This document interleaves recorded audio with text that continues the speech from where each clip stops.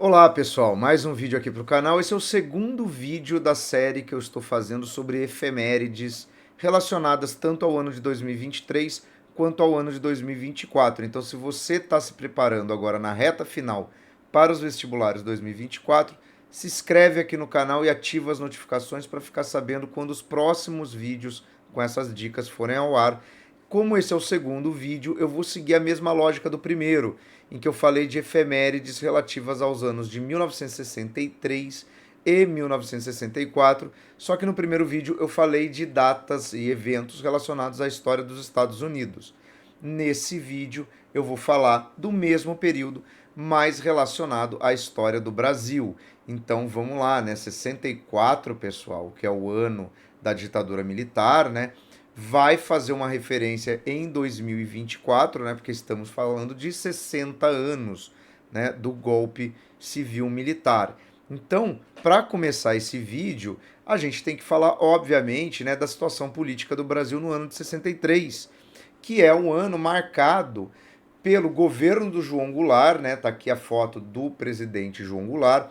E aí a gente precisa lembrar do contexto, né, que leva o João Goulart à presidência. O João Goulart, ele foi eleito vice-presidente, né, do Jânio Quadros, que é o presidente que assume em 1961, se envolve numa série de controvérsias, não tem, na verdade, um suporte, né, da Câmara e do Senado para implementar o seu programa de governo e acaba renunciando em agosto de 1961, ou seja, Jânio Quadros passou ali alguns meses apenas na presidência. E aí, pelas regras constitucionais, o vice-presidente, no caso o senhor João Goulart, e lembrando que nessa época o vice-presidente ele era eleito, tá, em uma votação separada da votação do presidente, tá? Eles não eram parte de uma chapa eleitoral. O João Goulart deveria assumir a presidência e dar prosseguimento ao mandato com plenos poderes de presidente. É isso que está descrito na Constituição válida naquele momento. Porém, o João Goulart estava fora do Brasil, estava em viagem oficial, uma viagem oficial que incluía uma visita a países socialistas, o que já naquele contexto de anos 60, de Guerra Fria, de anticomunismo muito exaltado no Brasil, vai ser um complicador, porque o João Goulart retorna ao Brasil, toma posse já no início de setembro de 61, só que numa manobra a oposição cria um sistema parlamentarista para justamente permitir a posse do João Goulart, mas com poderes limitadíssimos, tá? O parlamentarismo foi um arranjo. Por quê? Porque haviam setores que defendiam a posse do João Goulart com plenos poderes, né, que seriam os legalistas, aqueles que querem cumprimento da Constituição, e havia uma oposição que não queria a posse do João Goulart e, inclusive, já se flertava abertamente com a ideia de um golpe. O parlamentarismo foi uma solução ali de meio termo, né? Evitava-se o trauma de um golpe, mas, por outro lado, também atendia ao interesse de uma oposição que não queria um João Goulart com plenos poderes de presidente. O primeiro-ministro, no caso, inclusive, é o Tancredo Neves, que depois foi, né, presidente do Brasil no pós-ditadura, mas faleceu sem ter assumido o cargo. O que acontece aqui quando a gente fala do João Goulart em 63? Ficou marcado para 63 um referendo, que é uma votação em que a população vai às urnas para dizer se apoia ou não uma determinada lei, tá? Tem um vídeo aqui no canal que explica as diferenças entre plebiscito e referendo, e inclusive eu menciono todos que já aconteceram na história do Brasil. Mas aqui a gente vai falar só do de 63. O que estava em discussão? Se o parlamentarismo ficaria como o sistema de governo do Brasil, ou seja, um presidente eleito com poderes limitados e um primeiro-ministro nomeado pela Câmara, ou se retornaríamos ao modelo presidencialista, que é o modelo que predomina, né, na América Latina, predomina na América de modo geral, né? O que a gente teve em 63, numa votação que aconteceu em janeiro de 63? A imensa maioria da população brasileira, temos aqui a capa do jornal Última Hora, restabeleceu os poderes presidenciais de João Goulart. Então, na verdade, o João Goulart ele vai governar com poderes completos de presidente da República, não de 61 a 64, quando vem o golpe militar. Ele vai governar com poderes presidenciais de 63 a 64. O mandato dele efetivamente com poderes presidenciais é curto. Bom, e aqui tem uma outra diquinha. Jornal Última Hora, pessoal, sempre que aparecer em vestibular menção ao Jornal Última Hora neste contexto, tá? O Jornal Última Hora era um jornal legalista, era um jornal que apoiava a posse do João Goulart, e é um jornal que vai sofrer muito com a repressão da ditadura militar. Então fica aí a dica, porque vira e mexe aparece, né? Jornal, fragmento de jornal em prova. Então guarde, o jornal Última Hora é um jornal que se posicionou abertamente contra o movimento que leva ao golpe militar de 64. Bom, teve a vitória do não, né? Tá lá, o povo devolve poder ao presidente. E aí na sequência, né, já partindo para o ano de 64, nós temos o comício da Central do Brasil, em que o João Goulart, né, ele defende ali as suas reformas de base. O que são as reformas de base do João Goulart? Era uma proposta de reformas na estrutura social do Brasil, incluía a reforma agrária, o que é quase sempre o que se menciona, né, porque é o que de fato gera mais controvérsia e oposição na época, mas ele fala também de reforma urbana, que era para viabilizar moradias nas áreas urbanas, reforma educacional, com inclusive ampliação de vagas nas universidades, ampliação das universidades públicas, uma série de outras medidas, tá? Ampliação dos concursos para contratação de funcionário público, nacionalização de bancos e de todo o setor de petróleo. Então, quer dizer, uma série de mudanças econômicas, e aí a gente tem que lembrar que o João Goulart, ele é, naquele contexto, um herdeiro político do varguismo, ele foi ministro do Getúlio Vargas, tá? Em 62, enquanto ainda está rolando o parlamentarismo, é introduzido o 13º salário no Brasil. Então, o João Goulart, ele é muito associado a essas pautas de direito trabalhista, ampliação, né, do papel do Estado em certas áreas sociais, a questão do Estado como patrocinador de uma industrialização do Brasil. Então, é esse contexto. E aqui pela imagem a gente percebe que havia ali, sim, um apoio popular a esse movimento, ao contrário do que os partidários, né, do golpe militar vão alegar, mas havia ali, a sociedade, pessoal, nessa época era bastante polarizada, para usar um termo de hoje, tá? Isso é uma lenda, falar, o Brasil está dividido. O Brasil sempre esteve dividido entre grupos políticos, entre interesses mais liberais, interesses mais conservadores, interesses mais progressistas, sempre teve divisão. Então teve essa grande manifestação de apoio ao João Goulart, mas é óbvio que na sequência, né, você vai ter a oposição. Até porque, olha lá, Jornal do Brasil. Goulart decreta desapropriação de terras, seria uma menção à reforma agrária, encampa refinarias e pede nova Constituição. De fato, a Constituição teria que ser modificada para permitir a reforma agrária, né, e esses processos de nacionalização de setores da economia. Olha lá, de novo o jornal Última Hora, ó, o povo com Jango começa a reforma. Olha como o Última Hora ele é partidário, né, do João Goulart, né? E, de novo, o jornal Última Hora, né, oposição em desespero, derrubar Jango antes da reforma. Repara que interessante isso, né? O jornal Última Hora, ele lia muito bem o contexto político. Ele já percebe ali, no pós-comício da Central do Brasil, que a mobilização que a oposição está fazendo junto à sociedade brasileira é no sentido de legitimar um golpe contra o João Goulart. E essa legitimação vem da participação popular, tá, em manifestações contrárias ao presidente, tá? Por exemplo, como essa.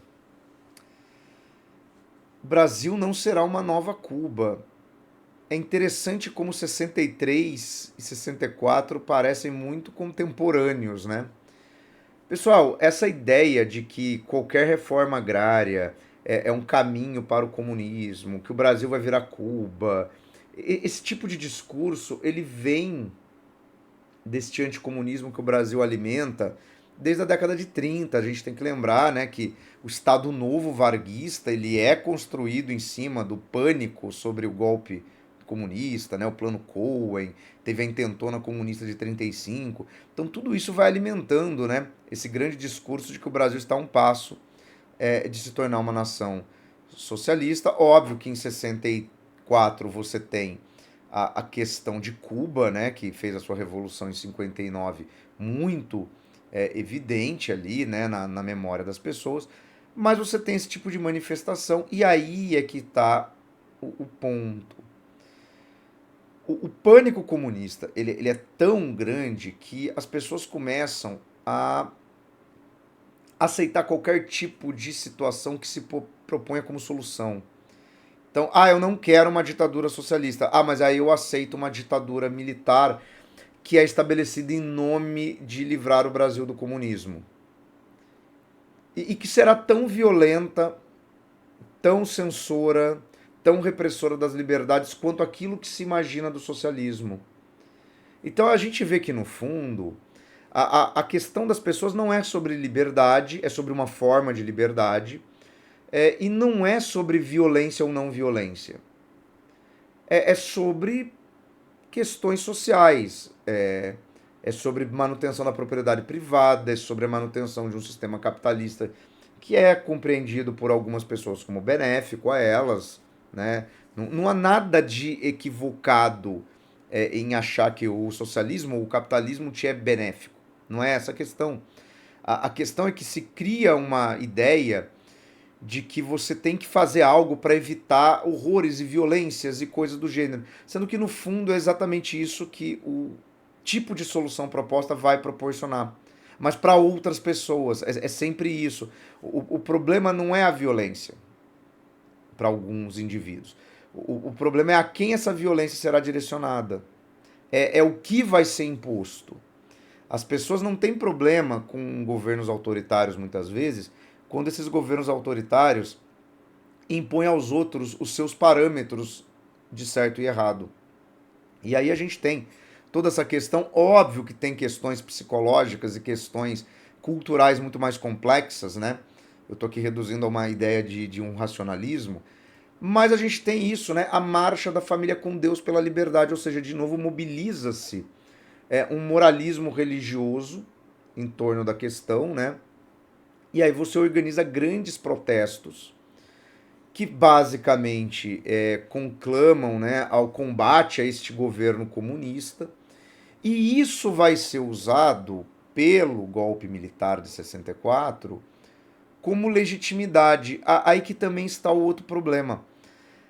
Não necessariamente todas as pessoas que participaram dos protestos contra as reformas de base do João Goulart eram defensoras convictas e conscientes do que foi a ditadura militar. E aqui, pessoal, não é, você está passando pano. Não, não é isso, não. É que é o seguinte, e aí aqui dá pra gente puxar um gancho para eventos mais contemporâneos, inclusive do Brasil. É muito fácil eu congregar pessoas em torno da oposição a qualquer coisa que seja, tá? Então, vamos nos opor ao governo. Ok. Existem N pontos em que eu posso articular alianças e convívios entre as pessoas para que elas manifestem essa oposição. A grande questão é, o que une essas pessoas é esta oposição. Não necessariamente essas pessoas vislumbram como solução para esse problema a mesma coisa.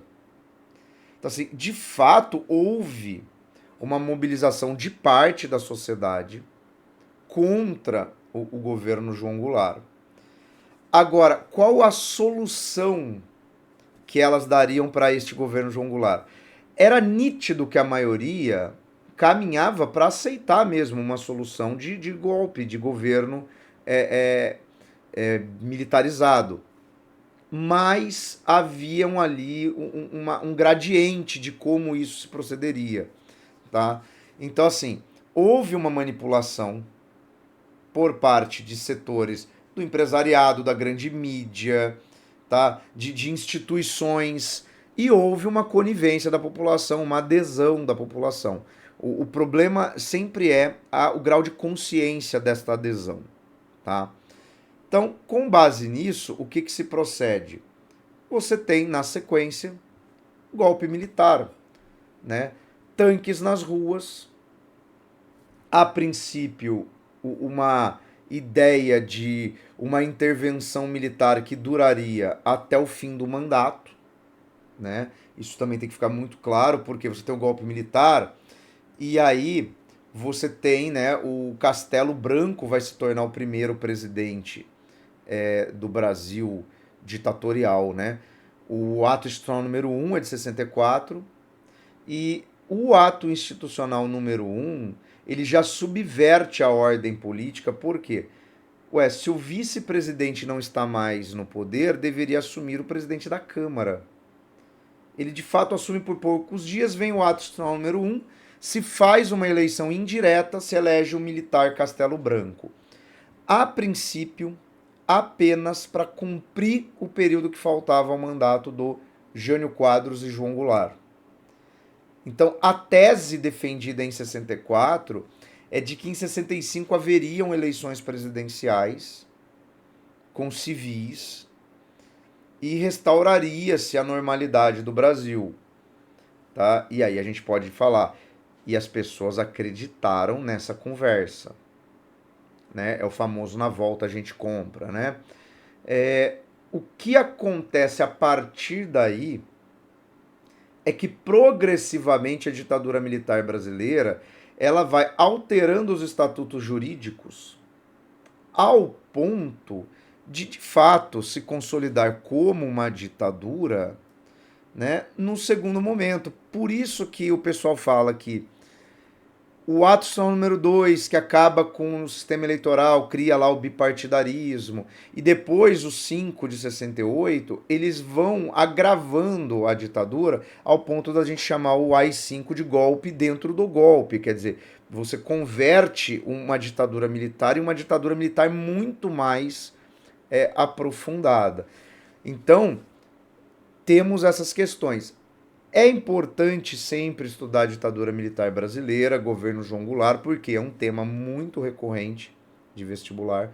Eu vou deixar aqui 2 links para outros vídeos que eu faço resolução de questão de ditadura militar e sobre as constituições brasileiras, porque nesse processo todo se discute muito a constitucionalidade da coisa, tá? E aqui, antes de terminar o vídeo, um bônus, que é um bônus que talvez funcione bastante, por exemplo, para o vestibular da Unicamp. Pessoal, 1964 também é o ano, tá, em que chega aos cinemas Deus e o Diabo na Terra do Sol, né, do Glauber Rocha, né, para quem é fã de choque de cultura, né, amantes da sétima arte, vamos falar de Glauber. Deus e o Diabo na Terra do Sol, que é um filme interessante porque mostra também como esse período ele é muito rico, né, nos debates sobre a sociedade brasileira. Né?